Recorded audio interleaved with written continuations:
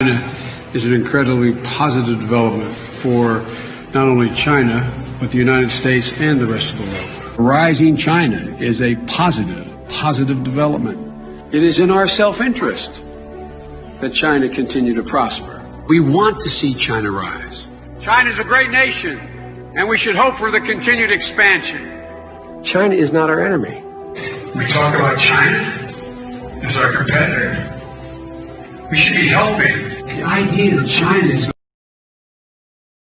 going to eat our lunch is bizarre. The idea that they are our competition, they're going to beat us, is bizarre. China is going to eat our lunch?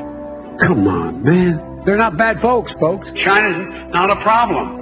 Allowing China into the World Trade Organization, which he supported, extending most favored nation status to China, which he supported, those steps allowed China to take advantage of the United States by using our own open trade deals against us. No. Do you think in retrospect that you were naive about China? No.